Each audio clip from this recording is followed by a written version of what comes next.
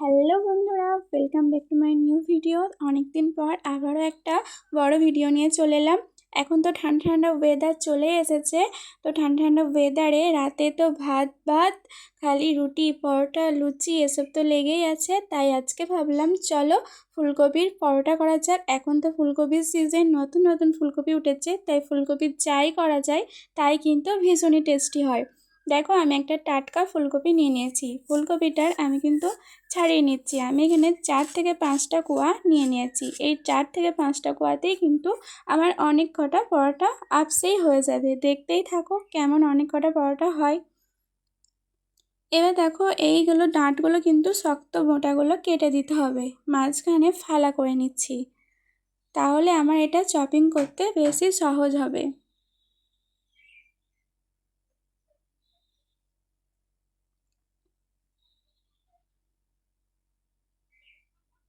দেখো, আমার সবকটা কিন্তু এভাবে কেটে নিয়েছি।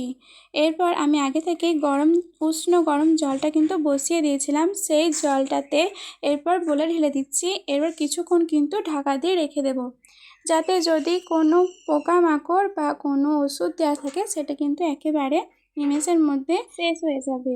দেখো, আমি একটা চপিং বোল নিয়েছি, সেখানে কিন্তু এগুলো আমি ভালোভাবে চপ করে নেব।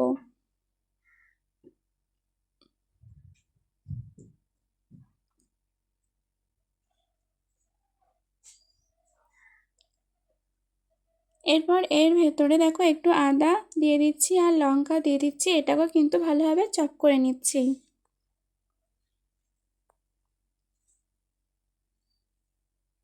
দেখো, এটা কিন্তু আমার পুরোপুরিভাবে গ্রেট হবে না, মিক্সিং বলে দিলে হয়তো হয়ে যেত। এভাবে কিন্তু গুটি গুটি টাইপের থাকবে, তবে এটা কিন্তু খেতে একদম ভালো লাগবে না এভাবে থাকলে। তার জন্য আমি কড়াতে আরেকটু ভেজে নিচ্ছি। ভেজে নিলে টেস্টটা কিন্তু অনেক সুন্দর হয়ে যাবে।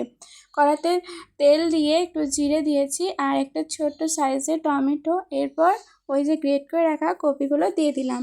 এরপর এখানে নুন দিচ্ছি পরিমাণ মতো, আর দিচ্ছি হলুদ, জিরে গুঁড়ো, ধনে গুঁড়ো। এরপর ভালোভাবে কিন্তু এটা নাড়াচাড়া করে নিতে হবে। আর এটা কিন্তু মোটেও একটুও জল দেবে না, জল দিলে একটু খেতে অন্যরকম হয়ে যাবে। কড়াইতেই লো ফ্লেমেই কিন্তু এটা ভাজবে। ওপর থেকে একটু মিট মশলা ছড়িয়ে দিয়ে স্বাদ যাতে আরও ভালো লাগে। এরপর ঢাকা দিয়ে দিচ্ছি, ততক্ষণ চলো ময়দাটা মেখে নেওয়া যাক। এখানে দেখো, আমি আটা নিয়েছি 1 বাটি পরিমাণে। এটা আমি আজকে আটারই তৈরি করব। তোমরা যদি চাও ময়দার করতে ময়দারই করতে পারো। এরপর এখানে আমি রিফাইন অয়েল দিয়েছি। ময়ামটাকে ভালোভাবে দিতে হবে, যেহেতু পরোটা হচ্ছে সেহেতু ময়ামটা কিন্তু অবশ্যই ভালোভাবে দিতে হবে। দেখো, আমার কিন্তু ময়াম করা রেডি হয়ে গেছে। আগে থেকে ভিজিয়ে রেখেছিলাম চিনি আর জল, সেটা কিন্তু দিয়ে দিচ্ছি। এই চিনিটা দেওয়ার কারণে টেস্টটা কিন্তু দ্বিগুণ আরও বাড়িয়ে দেবে। দেখো, আমার কিন্তু একটা ডো তৈরি করা হয়ে গেছে। নরম ডোই তৈরি করেছি। এরপর একটু ওপর থেকে তেল বুলিয়ে খানিকক্ষণ রেস্টে রাখবো। 10-15 মিনিট রেস্টে থাকুক, ততক্ষণ চলো পুরটা দেখে নিই কতটা রেডি হলো। দেখো, পুরটা কিন্তু অনেকটাই রেডি হয়ে গেছে, খুব সুন্দর ঝুড়ো ঝুড়ো টাইপের হয়ে গেছে। আর এটা কিন্তু সিদ্ধও হয়ে গেছে। এরপর দেখো, একটা ম্যাশার নিয়েছি, সেখানে কিন্তু ম্যাশ করে নিচ্ছি।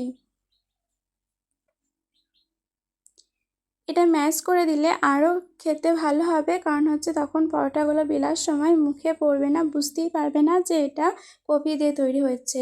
ওপর থেকে একটু ধনিয়া পাতা ছড়িয়ে দিলাম। ব্যাস, আমার কিন্তু পুরটা একেবারে রেডি, ঝরঝরে পুর তৈরি হয়ে গেছে। 15 মিনিট পর দেখো, আমি ময়দাটার কাছে চলে এসেছি। এরপর দেখো, ছোটো ছোটো করে লেচি কেটে নিচ্ছি। আমার এই লেচিটাতে 5টা ডো তৈরি হয়ে গেছে।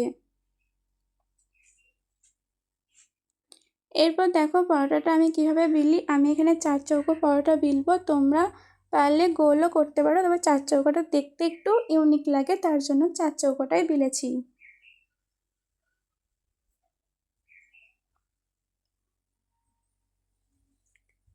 আমি কেমনভাবে করছি একটু দেখতে থাকো খেয়াল করে, তাহলে বুঝতে পারবে কিভাবে তৈরি করলাম এটা।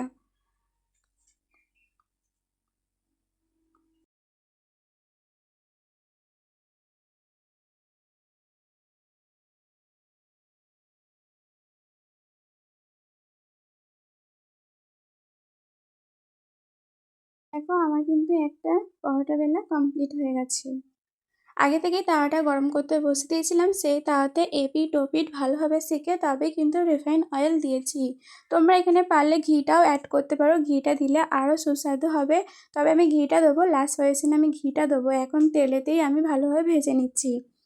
বুঝতে পারছো কি না জানি না, তবে এটা কিন্তু হালকা হালকাভাবে ভালোই ফুলেছে। তবে খেতেও কিন্তু দুর্দান্ত হয়েছিল। একবার এভাবে ফুলকপির পরোটা বানিয়ে দেখবে, আশা করি তোমাদের বাড়িতে সবাই সবাই খুব পছন্দ করবে। আর এটাও বলবে যে আরেকদিন ফুলকপির পরোটা বানিয়ে খাইয়ে দেবে। এমনি পরোটা খেতে একটুও মন চাইবে না, এইভাবেই পরোটা খেতে মন যাবে। দেখো ওপর থেকে আমি একটু ঘি ছড়িয়ে দিলাম আর ধনিয়া পাতা দেখতে সৌন্দর্য লাগার জন্য। তো বন্ধুরা, তোমাদের ভিডিও কেমন লাগলো অবশ্যই জানাও। ভালো একটা লাইক কমেন্ট শেয়ার সাবস্ক্রাইব করে আমার পাশে থাকবে। আর নতুন বন্ধুদের পাশেও আমি আছি। বন্ধুরা তোমরাও আমার পাশে থেকো। আজকের মতন এই পর্যন্তই। টাটা বন্ধুরা।